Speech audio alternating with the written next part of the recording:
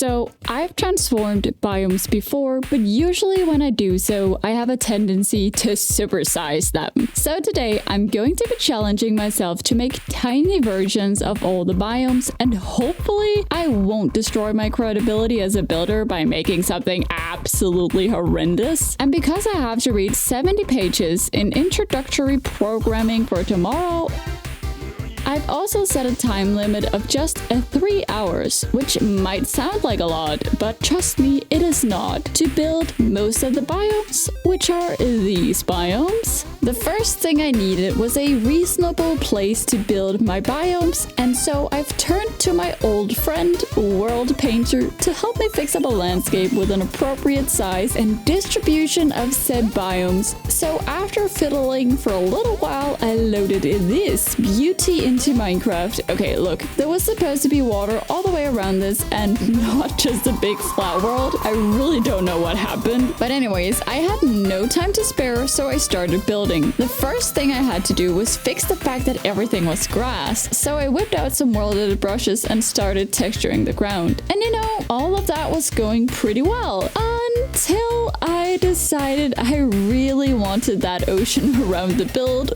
and without really thinking too hard about it, I tried to replace a few million air blocks with water, which, well, you know, my computer is decent, but it's not that good, so after freezing for a good minute or two, Minecraft decided to crash. Whoopsie. But anyways, I decided it was probably for the best and went back into World Painter, where I fixed the surrounding area to be an ocean and also painted on the terrain types ahead of time. And now that I had spent close to 40 minutes just fiddling with this stupid terrain, I was finally ready to start building. I didn't really have any particular game plan on how I wanted to tackle this challenge. So just to get a little bit of a feel of how to downsize stuff, I started with the biome I've probably built the most, which is the mushroom biome. Normally, I don't think too much about scale. I just want things to look good and detailed, and that's why they turn out big. So turning them small turned out to be quite a challenge because I still wanted the same level of detail. So before I got too depressed that my tiny biome didn't turn out like this,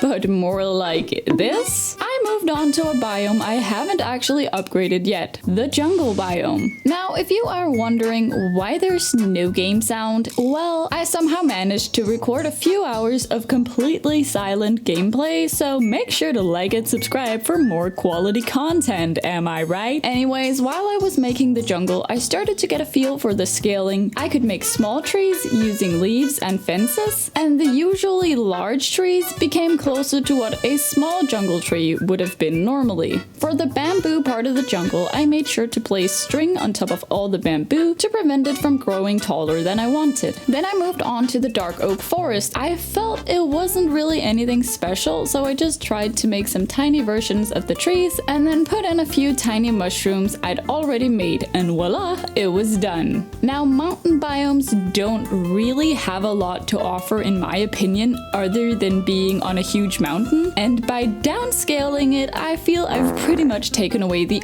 only thing it had to offer. Still, I used some bone meal to spice up this meadow. I considered making some custom flower textures, but decided that was probably way beyond my time budget, so yeah, this is all you get. Now at this point, I had already spent a lot of time, so it was time to move on to the next biome. I had tried to place the biomes in a somewhat sensical order, so next to the jungle was where the swamp and plains were gonna go. Obviously, the plains biome would be very boring if the only thing I was downscaling were trees, so I'd come up with the idea to also downscale some structures in the different biomes, and for the plains, I wanted there to be a downscaled village, which I also wanted in the savannah, but before I get ahead of myself, let's build a miniature village.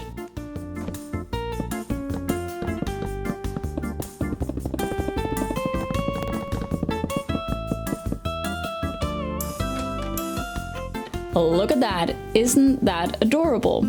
I simply continued with the biome right next to the plains, which was just a regular forest, and honestly, I kinda wanna supersize this biome in the future because I really like making trees, but on the other hand, there isn't many unique features to upgrade, so I'm not really sure. For the swamp, I had decided to combine it with the mangrove because otherwise I wouldn't be able to fit all the biomes on this little island. I also tried to place some propagules to add some extra detail, and to make sure they didn't grow, I turned the random tick speed to 0, and I can already tell you I completely forgot I had done that about like 2 seconds later. Then I went back and continued the forest where I blended it into a birch forest. For some really tiny birch trees, I found that diorite walls worked really well as the trunk. And this is where I personally got some of my faith back in this project, because up until this point, I had found everything to be a little lackluster and nearly impossible to detail. But seeing most of the island done, it started to shape up to create a pretty good whole when you put it all together. I went back to the mushroom island and gave it another try to make it look good, and I came up with the idea to use some of the nether shrubbery for detail. Sometimes you just gotta use blocks that don't technically belong because they end up fitting really perfectly. Now with just a few biomes left and with about 40 minutes left on the timer, the end of the challenge was in sight. For the savannah, I thought let's build another miniature village. And when it came to making the melon farm, I was confused why they weren't growing on their own and turned the random tick speed back up, which, surprise surprise, resulted in the mangrove trees also growing. Hello there. Luckily for past me, I didn't notice anything and just moved on to the miniature desert temple and a basically regular sized desert well. And for the cacti, I placed a few normal ones and then I put a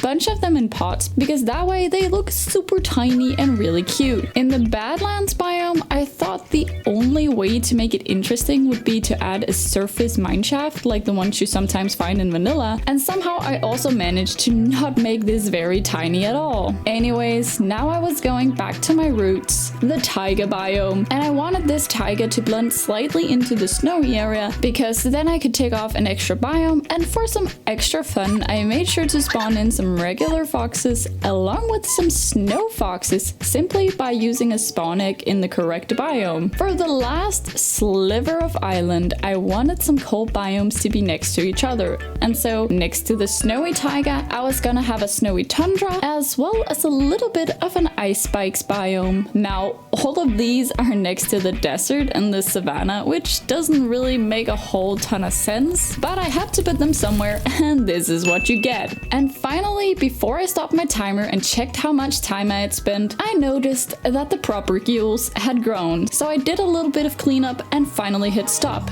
And unfortunately, I had gone over time by 15 minutes. So yeah, in conclusion, 3 hours really isn't a lot of time. I've also found that it's a lot more fun to upscale things, so let's stick to that in the future. But I still think I managed to make something pretty good with the limitations I had set for myself, and you can let me know in the comments what you think of this little island. Maybe it would be a fun challenge to play survival where you could never leave this island. I don't know. Anyways, that was all I have for you today, and I'll see you in the next video.